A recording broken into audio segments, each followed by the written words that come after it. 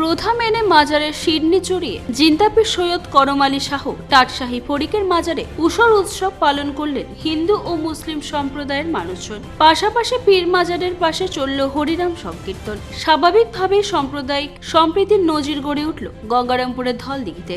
দক্ষিণ দিনাজপুর জেলার মাজারগুলির মধ্যে অন্যতম ও ঐতিহাসিক মাজার গঙ্গারামপুরের ধলদিঘির জিন্দাপীর সৈয়দ করম আলী শাহ টাটশাহী ফরিকের মাজার। টাটশাহী ফরিকের মাজার ঘিরে ইতিহাসবিদদের মধ্যে নানান মত রয়েছে। লুকিয়ে রয়েছে বহু জানা অজানা ইতিহাস। কথিত আছে সৈয়দ করম আলী শাহ টাটশাহী ফরিক ছিলেন একজন ইসলামিক ধর্ম প্রচারক। প্রায় 252 বছর আগে তার আস্তানা ছিল কোটকিহারে। পরবর্তীতে তিনি ধলদিঘিতে চলে আসেন। সেখান থেকে তিনি ধর্ম প্রচার শুরু করেন। মুসলিম সম্প্রদায়ের পাশাপাশি জয়পুরে কান্তা বা পদ্মমণি নামে তার একজন হিন্দু শিষ্য ছিলেন। জিন্দাপীর সৈয়দ করম আলী শাহ টাটশাহী ফরিক সারা বছর আস্তানা থেকে বের হতেন না, কিন্তু 25শে মাঘ হলে ভোরবেলায় তিনি আস্থা থেকে বেরিয়ে ধলদিঘিতে স্নান সারতেন। স্নান সেরে চটের জামা কাপড় পরে আবার 1 বছরের জন্য আস্তানায় প্রবেশ করতেন। যেহেতু তিনি চটে জামা কাপড় পরে থাকতেন, তাই তার নাম হয় টাটশাহী ফরিক।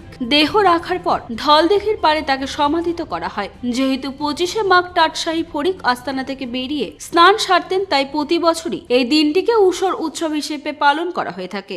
জিন্দাপীর সৈয়দ করম আলী শাহ টাটশাহী ফরিকের শিষ্য কান্তা দেহ রাখলে তাকেও মাজারের পাশে সমাধি করা হয়। তাই প্রতি বছর উসর উৎসবে হিন্দু ও মুসলিম সম্প্রদায়ের মানুষজন ডগা পূজার মাধ্যমে মাজারে পোলাও সহ মুরগি বাতাসা দিয়ে সিন্নি দিয়ে থাকেন। অন্যদিকে কান্তা বা পদ্মামণি সমাধিতে হরিনাম সংকীর্তন করা হয়। নিয়ম অনুযায়ী রবিবার ছিল জিন্দাপীর সৈয়দ করম আলী শাহ টাটশাহী ফরিকের উসর উৎসব। রবিবার সকাল থেকে জেলার হরিরামপুর, কুশমন্ডি, বংশীহারি, তপন, বালুরঘাট, হিলি, কুমারগঞ্জ ও গঙ্গারামপুর ব্লকের আশপাশ এলাকার হাজার হাজার মানুষজন ধলদিঘিতে এসে হাজির হন। বেলা 2টো বাজতে ধলদিঘির দুপাশে মুসলিম সম্প্রদায়ের মানুষ উনুন কেটে পোলাও রান্না করতে শুরু করেন। বেলা বাড়তে মুরগি বাতাসা সহ পোলাও দিয়ে মাজারে সিন্নি দিতে ভিড় জমান। বহু মানুষ ধলদিঘির পাড়ে রান্না করে খাওয়া দাওয়া সারেন। জমে ওঠে উৎসবের মেলা।